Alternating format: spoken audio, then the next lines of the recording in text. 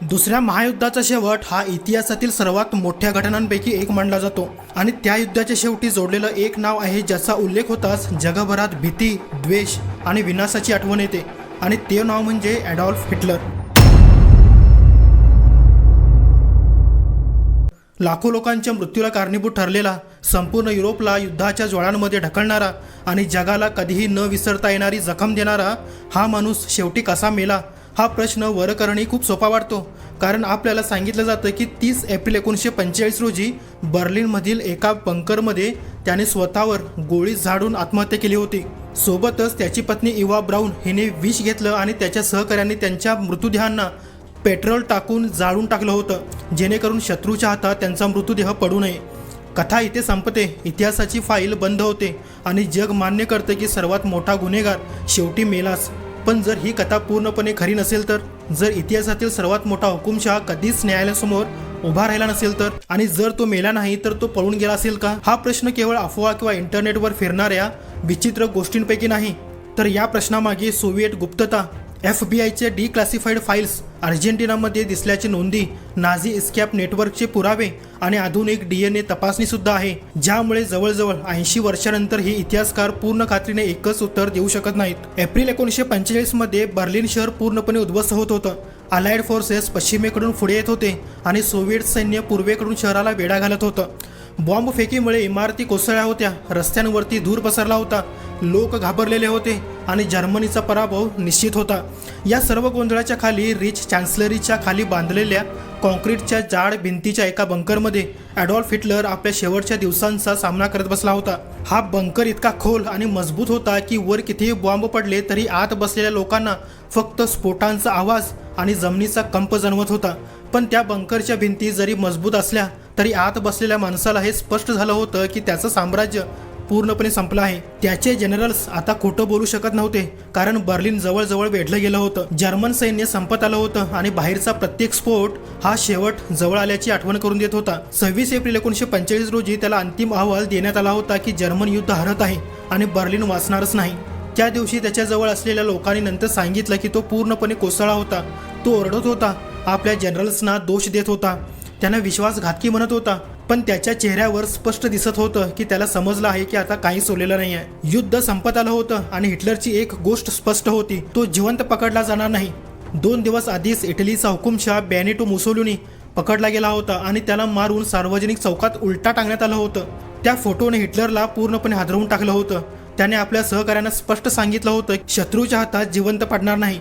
29 April 1945च्या रात्री जेव्हा Soviet सैन्य फक्त काहीशे मीटरवरती पोहोचलं होतं तेव्हा त्या बंकरमध्ये एक विचित्र निर्णय घेतला गेला। हिटलरने आपल्या अनेक वर्षाच्या साथीदार इवा ब्राऊनशी लग्न केलं। हा समारंभ अत्यंत छोटा होता, काही साक्षीदार होते, कोणताही आनंद नव्हता, फक्त बाहेर चालू असलेल्या गोळीबारांचा आवाज ऐकू येत होता। लग्नानंतर त्याने आपली वसियत लिहिली आणि त्यात स्पष्ट आदेश दिला की त्याचा मृतदेह शत्रूच्या हातात पडू देऊ नये, त्याला जाळून टाकावं। दुसऱ्या दिवशी 30 एप्रिल 1945 रोजी सकाळच्या सुमारास तो आपल्या खोलीत गेला आणि सोबत त्याची पत्नी इवा ब्राऊन पण त्याच्यासोबत होती। दरवाजा बंद झाला आणि काही वेळाने गोळीचा आवाज आला। जेव्हा सैनिक आत गेले तेव्हा त्याच्या सांगण्यानुसार इवा ब्राऊन जमिनीवरती पडली होती, तिने विष घेतलं होतं आणि हिटलर सोफ्यावरती बसलेल्या अवस्थेत होता, त्याच्या डोक्यात गोळी लागलेली होती। त्याच्या आदेशानुसार मृतदेह बाहेर नेण्यात आले, पेट्रोल टाकून त्यानं जाळण्यात आलं आणि त्या जळत्या बर्लिन शहरात इतिहासातील सर्वात मोठ्या हुकुमशहाचा शेवट झाला, अशी अधिकृत कथा सांगितली जाते। पण इथे सगळं संपत नाही, कारण काही तासांनी जेव्हा सोव्हिएट सैनिक त्या बंकरपर्यंत पोहोचले तेव्हा त्यांनी ज्या पद्धतीने वागणुकी दिली त्यामुळे पुढील अनेक दशकांसाठी शंका निर्माण झाली। त्यांनी त्या ठिकाणाला क्राईम सीन म्हणून सुरक्षित ठेवण्याऐवजी जणू युद्ध जिंकण्याचा आनंद साजरा करत होते। लोक कागद, वस्तू, झेंडे, शस्त्र उचलत होते। कुठलाही व्यवस्थित फॉरेन्सिक तपास केला गेला नाही, मृतदेहांचे व्यवस्थित फोटो काढले गेले नाहीत आणि सर्वात आश्चर्याची गोष्ट म्हणजे जगातील सर्वात मोठ्या गुन्हेगाराचा मृत्यू झाला असा दावा केला गेला, पण त्याचा स्पष्ट पुरावा लगेच जगासमोर ठेवला गेलाच नाही। इथूनच त्या रहस्याची सुरुवात झाली, जी आजही संपलेली नाही। पण ज्या क्षणापासून सोव्हिएट सैनिक त्या ठिकाणी पोहोचले त्या क्षणापासून या कथेत शंका निर्माण होऊ लागली। साधारणपणे एखाद्या मोठ्या नेत्याचा मृत्यू झाला तर त्या जागेला पूर्णपणे बंद केलं जातं, पुरावे जपून ठेवले जातात, फोटो घेतले जातात, स्वतंत्र तपास केला जातो आणि नंतर जगाला खात्री दिली जाते। पण बर्लिनमध्ये तसं काहीच झालेलं नव्हतं। जे सैनिक सर्वात आधी बंकरपर्यंत पोहोचले ते तपास करणारे अधिकारी नव्हते, ते युद्ध जिंकलेल्या सैन्याचे थकलेले सैनिक होते आणि त्यांनी त्या जागेला जणू एखाद्या संग्रहालयासारखंच पाहायला सुरुवात केली होती. कुणी झेंडे घेत होते, कुणी कागद उचलत होतं, तर कुणी खोलीत काय आहे ते बघत होतं. तर त्या गोंधळात कोणता पुरावा कुठे आहे, काय हलवलं गेलं, काय जळालं गेलं आणि काय हलवलं गेलं याची पूर्ण खात्री आजही कोणालाच देता येत नाही. नंतर काही अधिकाऱ्यांनी सांगितलं की त्यांना जळालेल्या अवस्थेत 2 मृतदेह सापडले होते, पण ते इतके जळालेले होते की ओळख पटणं अगदीच सोपं नव्हतं. इथेच मोठा प्रश्न उभा राहतो, कारण हिटलरने स्वतःचा मृतदेह जाळण्याचा आदेश दिला होता. पण ज्या प्रकारे तो जाळला गेला असं सांगितलं जातं ते तांत्रिकदृष्ट्या शक्य होतं का, हा प्रश्न अनेक तज्ज्ञांनी विचारला. आग लावून एखादं शरीर पूर्णपणे जाळणं ही सोपी गोष्ट नाही. नियंत्रित तापमान विशेष भट्टींमध्ये खूप वेळ लागतो आणि तापमान हजारो डिग्रीपर्यंत पोहोचतं. पण बर्लिनच्या बंकरच्या बाहेर जे झालं ते असं सांगितलं जातं ते फक्त काही पेट्रोलच्या कॅनमध्ये ओतलेलं इंधन आणि उघड्या जागेत लावलेली आग होती. काही तज्ज्ञांनी नंतर असं सांगितलं की अशा परिस्थितीत शरीर पूर्णपणे जळणं जवळजवळ अशक्यच आहे, विशेषतः युद्धाच्या गोंधळात सतत पडणाऱ्या बॉम्बमध्ये आणि घाईत केलेल्या त्या कामात. याचा अर्थ असा की जर मृतदेह पूर्णपणे जळाले नसतील तर त्यांचे अवशेष ओळखता येण्याजोगे असायला हवे होते. पण सोव्हिएट अहवालांमध्ये सुरुवातीला वेगवेगळ्या गोष्टी सांगितल्या गेल्या. कधी सांगितलं की मृतदेह बागेत सापडले, कधी सांगितलं की ते खड्ड्यात होते. इतक्या वेगवेगळ्या कथा ऐकून पाश्चिमात्य देशांमध्ये संशय आणखीनच वाढू लागला होता. सर्वात मोठा धक्का तेव्हा बसला जेव्हा सोव्हिएट नेत्याने स्वतःच वेगळी गोष्ट सांगायला सुरुवात केली. युद्ध संपल्यानंतर काही महिन्यांनी जोसेफ स्टॅलिनने पाश्चिमात्य नेत्यांशी बोलताना असं सूचित केलं होतं की त्याची खात्री नाही की हिटलर खरंच मेला आहे. त्याने असंही म्हटलं की कदाचित तो पळून गेला असू शकतो. ही गोष्ट ऐकून अनेक लोक गोंधळले, कारण जर सोव्हिएत सैन्यानेच बंकर जिंकला होता आणि त्यांनीच मृतदेह सापडल्याचा दावा केला होता तर मग स्टॅलिन स्वतः शंका का घेत होता. काही इतिहासकारांचं मत आहे की स्टॅलिन राजकारण खेळत होता. जर हिटलर जिवंत आहे असं जगाला वाटत राहिलं तर सोव्हिएट सैन्याला काही भागात जास्त काळ राहण्याचं कारण मिळू शकत होतं. युद्धानंतरच्या काही वर्षात अमेरिका आणि युरोपमध्ये खूप लोकांना असं वाटत होतं की हिटलर जिवंत असू शकतो. काही सर्वेक्षणांमध्ये तर जवळजवळ अर्ध्या लोकांनी असं सांगितलं की त्यांना अधिकृत कथा पूर्णपणे पटतच नाही. यामागे अजून एक कारण होतं आणि ते म्हणजे मृत्यूचा अधिकृत दाखला खूप उशिरा तयार केला गेला होता. हिटलरचा मृत्यू 1945 मध्ये झाला होता असं सांगितलं जातं, पण त्याचा अधिकृत डेथ सर्टिफिकेट 1956 मध्ये तयार झालं होतं, म्हणजे तब्बल 11 वर्षांनी. आणि तो तयार करताना मृतदेह उपस्थितच नव्हता. यामुळे संशय आणखीनच बळावला. लोक विचारू लागले, जर सर्व काही स्पष्ट होतं तर इतका उशीर का झाला. इथूनच पुढे कथा आणखीनच विचित्र होते, कारण इतिहासात एक गोष्ट निश्चितपणे सिद्ध झाली आहे आणि ती म्हणजे युद्धानंतर अनेक मोठे नाझी अधिकारी खरंच युरोपमधून पळून गेले होते. हे फक्त अफवा नाही तर नोंदींमध्ये असलेलं सत्य आहे. क्लाउस बार्बी, वॉल्टर रौफ आणि इतर अनेक लोकांनी खोट्या नावाने खोट्या कागदपत्रांनी युरोप सोडलं आणि दक्षिण अमेरिकेत राहायला गेले. हे मार्ग बहुतेक वेळा ऑस्ट्रिया आणि इटलीमधूनच जात होते आणि काही ठिकाणी चर्चमधील लोकांनी मदत केल्याच्या नोंदी आहेत. एका माणसाला मठात नेलं जायचं, त्याला नवीन नाव दिलं जायचं, रेड क्रॉसचे कागद मिळायचे आणि काही दिवसात तो दुसऱ्या देशात पोचायचा. म्हणूनच जेव्हा लोक विचारतात की हिटलर पळून जाऊ शकला असता का, तेव्हा उत्तर पूर्णपणे नकारात्मक देता येतच नव्हतं, कारण पळण्यासाठी व्यवस्था देखील अस्तित्वात होती. आता इथून पुढे कथा अजून गंभीर होते, कारण पुढे येतो सर्वात मोठा पुरावा आणि तो म्हणजे हिटलरचे अवशेष. सोव्हिएत सरकारने अनेक वर्षे दावा केला की त्यांच्याकडे हिटलरच्या शरीराचे काही भाग आहेत ज्यामध्ये कवटीचा तुकडा, जबड्याचे हाड आणि दात होते. त्यांनी हे सार्वजनिकपणे दाखवलं नाही आणि पाश्चिमात्य देशांना तपास करू दिला नाही, त्यामुळे संशय कायमच राहिला. पण 2000 साली पहिल्यांदा रशियाने एक कवटीचा तुकडा दाखवला आणि सांगितलं की हा हिटलरचाच आहे. लोकांना वाटलं की आता रहस्य संपेल, पण काही वर्षांनी जे घडलं त्याने सगळं पुन्हा उलटलं.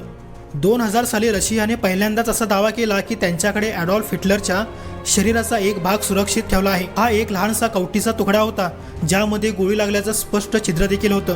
सोव्हिएत काळांपासून हा तुकडा गुप्त आर्चिव्हमध्ये ठेवला गेला होता आणि अनेक वर्षे कोणताही तपास करण्याची परवानगी देखील दिली गेली नव्हती. जेव्हा तो सार्वजनिकपणे दाखवण्यात आला तेव्हा अनेकांना वाटलं की आता रहस्याचा शेवट नक्कीच होईल, कारण जर कवटी खरंच हिटलरची असेल तर आत्महत्येची कथा सिद्ध होणार होती. पण इतिहासाने पुन्हा एकदा सगळ्यांना आश्चर्याचा धक्काच दिला. 2009 मध्ये एका अमेरिकन फॉरेन्सिक तज्ज्ञाला त्या कवटीचा नमुना तपासण्याची परवानगी मिळाली. DNA तपासणी करण्यात आली आणि जे निष्कर्ष समोर आले ते ऐकून संपूर्ण जग थक्क झालं. तो कवटीचा तुकडा हिटलरचा नव्हताच, तर तो एका स्त्रीचा होता आणि अंदाजे 40 वर्षाखालील स्त्रीचा. याचा अर्थ असा होता की अनेक दशकांपासून ज्याला हिटलरचा पुरावा म्हणून दाखवलं जात होतं तो प्रत्यक्षात दुसऱ्या कुणाचा होता. या घटनेनंतर पुन्हा एकदा जगभरात चर्चा सुरू झाली की मग खरा मृतदेह कुठे गेला. रशियाने लगेचच दुसरा पुरावा पुढे गेला. त्यांनी सांगितलं की कवटीचा तुकडा चुकीचा असू शकतो, पण त्यांच्याकडे हिटलरच्या जबड्याचे हाड आणि दात आहेत आणि तेच खरे पुरावे देखील आहेत. 1945 सोव्हिएट सैन्याने हिटलरचा दैत्यवैद्य आणि त्याचा सहाय्यक यांना पकडलं होतं आणि त्यांनी हिटलरच्या दातांची रचना, ब्रिज आणि उपचार याबद्दल तपशीलवार माहिती दिली होती आणि त्या वर्णनाशी मिळतं जुळतं हाड सोव्हिएत लोकांनी जपून ठेवलं होतं. अनेक वर्ष हा पुरावा बंद ठेवला गेला, पण 2017 फ्रान्सच्या फॉरेन्सिक तज्ज्ञांच्या एका टीमला त्याची तपासणी करण्याची मर्यादित परवानगी मिळाली. त्यांनी दातांची रचना, धातूचे ब्रिज आणि हाडांची रचना तपासली आणि त्यांचा निष्कर्ष असा होता की हे अवशेष खरोखर हिटलरचेच असण्याची शक्यता खूप जास्त आहे. या निष्कर्षामुळे अधिकृत कथा पूर्णपणे मजबूत झाली, पण तरीही एक समस्या राहिलीच. हे सर्व पुरावे एका देशाच्या नियंत्रणात होते आणि पूर्णपणे स्वतंत्र तपास कधीच झाला नव्हता. आधुनिक DNA तपासणीने हे रहस्य पूर्णपणे संपवता आलं असतं, पण आजपर्यंत हिटलरच्या नातेवाईकांच्या DNAशी तुलना करून अंतिम निकाल जाहीर केलेला नाही. म्हणूनच शंका पूर्णपणे संपलेली नाही. याच दरम्यान एक वेगळीच थिओरी लोकांमध्ये पसरली आणि ती म्हणजे बॉडी डबल थिओरी. इतिहासात असे अनेक हुकुमशहा होते ज्यांनी स्वतःसारखे दिसणारे लोक तयार ठेवले होते. स्टॅलिन बद्दल असं म्हटलं जातं की त्याचे अनेक लुक अलाइक होते. सद्दाम हुसेन बद्दल देखील अशा गोष्टी सांगितल्या जातात. त्यामुळे काही लोकांनी असा अंदाज लावला की कदाचित हिटलरने शेवटच्या क्षणी स्वतःसारखाच दिसणारा कुणीतरी वापरलेला असेल आणि स्वतः दुसऱ्या मार्गाने पळून गेला असेल. या थिओरीला ठोस पुरावा नाही. युद्धाच्या शेवटच्या दिवसांतील गोंधळ, जळालेले मृतदेह, बदलणारे अहवाल आणि सोव्हिएट गुप्तता यामुळे लोकांना ही शक्यता पूर्णपणे नाकारता येत नव्हती. याशिवाय साऊथ आफ्रिका थिओरी सुद्धा खूप प्रसिद्ध झाली. युद्धानंतर अनेक नाझी अधिकारी अर्जेंटिना, ब्राझील आणि चिलीमध्ये सापडले आणि त्यामुळे लोकांना वाटू लागलं की हिटलर सुद्धा त्या मार्गाने गेला असेल. काही जुन्या FBI फाईल्समध्ये साऊथ आफ्रिकामध्ये हिटलर दिसल्याच्या तक्रारी नोंदवल्या गेल्या होत्या आणि त्या काळात तिथे आलेल्या अनेक लोकांची नीट चौकशी झाली नव्हती. त्यामुळे एस्केप थिओरी पूर्णपणे अशक्य वाटत नाही, पण त्याला ठोस पुरावा देखील नाही. आज बहुतेक इतिहासकार मान्य करतात की हिटलर 30 एप्रिल 1945 रोजी बर्लिनच्या बंकरमध्ये मेला. दातांचा पुरावा, साक्षीदारांचे बयान आणि त्यावेळची परिस्थिती या सगळ्यांमुळे ही कथा सर्वात जास्त विश्वसनीय वाटते. पण तरीही या कथेत इतकी गुप्तता, इतके बदललेले अहवाल आणि इतकी वर्षे लपवलेले पुरावे आहेत की हा प्रश्न पूर्णपणे कधीच संपत नाही. कदाचित कारण लोकांना हे मान्य करणं कठीण जातं की इतिहासातील सर्वात मोठा गुन्हेगार न्यायालयात उभा राहिला नाही, त्याला शिक्षा झाली नाही आणि त्याने स्वतःच आपला शेवट निवडला.